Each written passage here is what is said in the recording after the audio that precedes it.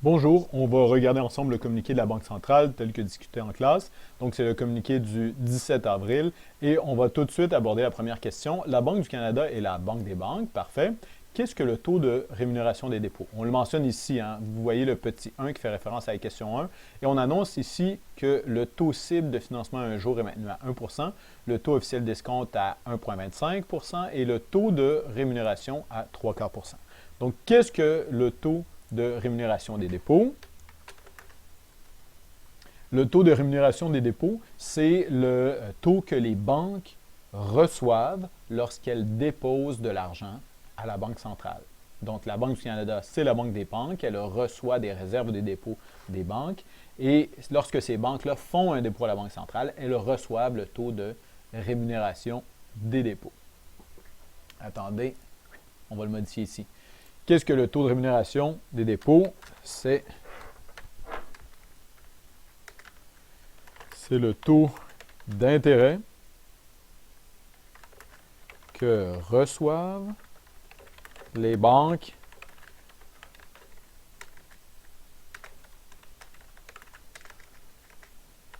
lorsqu'elles font des dépôts à la Banque centrale.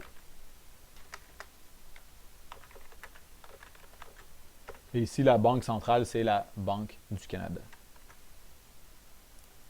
Parfait. En ce moment, le taux de rémunération des dépôts est égal à 0,75 ou 0,75 Le taux d'escompte, qu'est-ce que c'est que le taux d'escompte? Donc, c'est ici, c'est Excel. Qu'est-ce que c'est que le taux d'escompte? Le taux d'escompte, c'est le taux d'intérêt que payent les banques lorsqu'elles font des emprunts à la Banque centrale. C'est le taux d'intérêt que doivent payer les banques lorsqu'elles font des emprunts à la Banque centrale. Et il est en ce moment, il est à 1,25 Si on regarde bien dans le texte ici, on le voit, la Banque du Canada a annoncé aujourd'hui le taux cible de financement un jour à 1 le taux officiel d'escompte est à 1,25 et le taux de rémunération des dépôts à 3/4. Parfait. Donc ici, on a le taux officiel d'escompte. Super. Et finalement, on demande qu'est-ce que le taux cible de financement à un jour. Le taux cible de financement à un jour, c'est le taux auquel la Banque du Canada aimerait que les institutions financières, comme les banques, les caisses populaires, se prêtent de l'argent entre elles en moyenne. Donc, en moyenne, on aimerait que les banques se prêtent de l'argent à 1 lorsqu'elles empruntent, 1 annuellement, lorsqu'elles empruntent seulement pour une journée. Parfait. Question 2. Donc, on va retrouver où se trouve le chiffre 2 dans notre texte. Juste ici. Aux États-Unis, l'expansion se poursuit à un rythme modeste, le renforcement graduel de la demande privée étant contrebalancé en partie par l'accélération de l'assainissement budgétaire. Donc, aux États-Unis, l'expansion se poursuit à un rythme modeste. L'expansion de quoi? Bien, l'expansion où on aurait pu remplacer ça, l'expansion ici, on aurait pu remplacer ça par la croissance l'expansion du PIB réel, ou la croissance du PIB réel. Parfait? Donc, l'expansion ou la croissance du PIB réel se poursuit à un rythme modeste, le renforcement graduel de la demande privée étant contrebalancé en partie par l'accélération de l'assainissement budgétaire. Qu'est-ce que ça veut dire, ça, l'accélération de l'assainissement budgétaire? La première question à se poser, c'est budget de qui? C'est le budget du gouvernement fédéral, donc le budget des États-Unis, du gouvernement des États-Unis.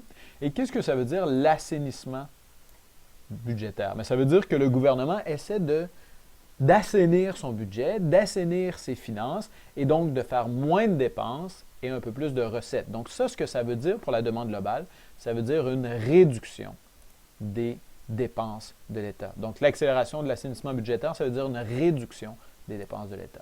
C'est bon? Donc l'expansion de quoi? L'expansion de l'économie américaine, du PIB réel, parfait. Et que signifie l'accélération de l'assainissement budgétaire? Ça veut dire une réduction des dépenses de l'État ou une augmentation des taxes. Donc, on essaie de stabiliser le budget, faire moins de déficit. Question 3, l'offre excédentaire. Donc, selon la Banque centrale, l'inflation est plus basse ou plus élevée que souhaité, on va aller vérifier. Quel est le lien entre l'offre excédentaire et les prix? Puis combien de temps faudra-t-il attendre pour l'inflation, pour que l'inflation des prix retourne à la cible. Donc, allons-y. Ici, on cherche la phrase numéro 3 et on l'a juste ici. Donc, le faible rythme d'accroissement de l'indice des prix, se reflète de l'indice de référence, reflète l'offre excédentaire notable au sein de l'économie, les pressions concurrentielles accrues et certains facteurs spéciaux. Parfait. Donc, est-ce que l'inflation est plus élevée ou plus basse que ce qu'on aimerait observer? En fait, ici, on le mentionne au début, le faible rythme d'accroissement de l'indice de référence. Donc, le faible rythme d'accroissement des prix, ça ici, ça semble indiquer que l'inflation est plus faible que ce que la banque aimerait souhaiter. Elle est sous les 2 en ce moment. Donc, ce faible rythme d'accroissement des prix reflète l'offre excédentaire. Et là, la question ici, c'est quel est le lien entre l'offre excédentaire et les prix? Bien, si l'offre est importante, alors l'équilibre offre-demande se stabilise à des prix plus bas. Si l'offre est importante, si l'offre ici on dit excédentaire parce qu'elle dépasse ce que la demande potentielle pourrait être. Donc, si l'offre est importante, alors l'endroit où l'offre et la demande vont se croiser va se situer à un prix plus bas que ce que la Banque du Canada aimerait. Et donc, un prix plus bas, ça veut dire une inflation plus basse. Et finalement, combien de temps faudra-t-il attendre pour que l'inflation des prix retourne à la cible? Ici, c'est la cible de 2 % par année d'augmentation. Alors ici, on le mentionne, l'inflation mesurée par l'IPC global et l'inflation mesurée par l'indice de référence devraient demeurer modérées au cours des prochains trimestres avant de remonter graduellement à 2 % d'ici le milieu de 2015. Donc, on est presque au milieu de 2013, et on s'attend à ce que ça remonte graduellement à 2 % d'ici le milieu de 2015. Donc, combien de temps à peu près? Environ 2 ans. Puis finalement, ici, on a question 4, son plein potentiel. Puis on demande de compléter. En période de récession, la croissance du PIB réel est plus importante ou plus faible que le potentiel? Bien, en période de récession, c'est un moment où l'économie tourne au ralenti et donc on s'attend à ce que la croissance du PIB réel soit plus faible que ce qu'elle aurait pu être s'il n'y avait pas eu des troubles économiques. Et donc, l'inflation est, elle aussi, plus faible. Parfait. Donc, on mentionne dans le texte, on va aller regarder dans quelques secondes, on mentionne ça, potentiel. Puis, en période de surchauffe, la croissance du PIB réel et de l'indice des prix aussi est plus élevée que le potentiel. Et donc, ça, ce que ça veut dire, c'est qu'en période de surchauffe économique, lorsqu'on est en période où l'économie avance tellement vite qu'on est en période de surchauffe, on risque de dépenser trop. La croissance du PIB réel va très rapidement. Elle est plus élevée que ce que normalement on devrait observer. Et l'inflation est plus élevée.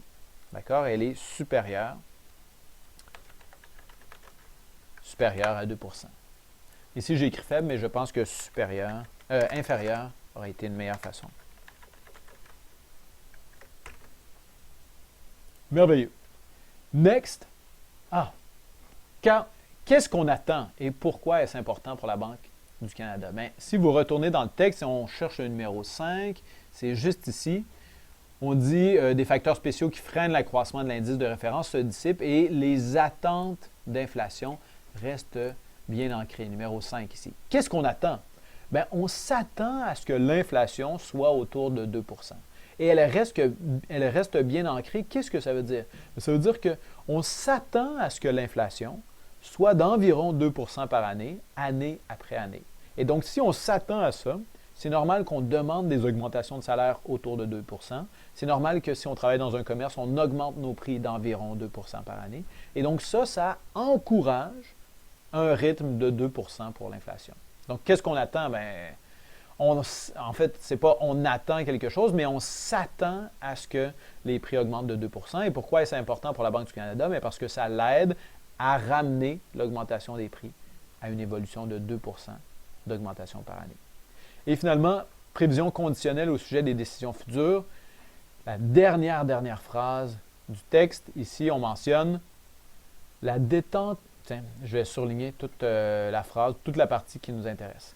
Donc, la détente monétaire considérable en place actuellement demeurera probablement appropriée pendant un certain temps, après quoi une réduction modeste sera probablement nécessaire de façon à atteindre la cible d'inflation de 2 %. Donc, commençons par la première partie. La détente monétaire considérable en place demeurera probablement appropriée pendant un certain temps. Qu'est-ce que ça veut dire, ça? Mais ça veut dire que, en ce moment, détente, ça veut dire que c'est relax, hein, on n'est pas stressé avec la monnaie. En ce moment, les taux d'inflation sont très bas, ils sont à 1 %. C'est historiquement très bas. Donc, en ce moment, la politique monétaire que la Banque du Canada met en place est très détendue. On n'est pas stressé, on ne contraint pas l'expansion de la masse monétaire. Donc, la détente monétaire considérable. On est très détendu par rapport à la masse monétaire. Donc, la détente monétaire en place actuellement demeurera probablement appropriée pendant un certain temps. Ça va continuer, cette histoire-là. Mais après un certain temps, une réduction, et c'est là notre question, hein, une réduction modeste sera probablement nécessaire de façon à atteindre la cible d'inflation de 2 %. Donc, une réduction de quoi? Bien, une réduction de la détente monétaire. C'est bon, une réduction de la détente monétaire. Et qu'est-ce que ça veut dire, une réduction de la détente monétaire? Mais ça veut dire une hausse du taux d'intérêt.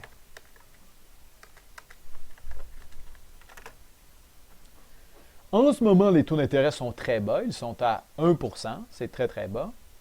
Dans quelques mois, peut-être dans un an, les taux d'intérêt vont probablement monter. On va réduire notre niveau de détente monétaire, parce qu'en ce moment, on est très détendu par rapport à la masse monétaire. Donc, qu'est-ce que ça veut dire réduire la détente monétaire? Ça veut dire empêcher un peu l'expansion de la masse monétaire, donc hausser les taux d'intérêt. Et donc, ça, c'est dans quelques temps. Il va falloir hausser les taux d'intérêt de façon à atteindre la cible d'inflation de 2 %. Donc, pourquoi on hausse les taux d'intérêt? Parce qu'on ne veut pas que la monnaie augmente trop vite et que les taux d'intérêt augmentent trop vite. Parfait. À bientôt. On se revoit d'ici peu.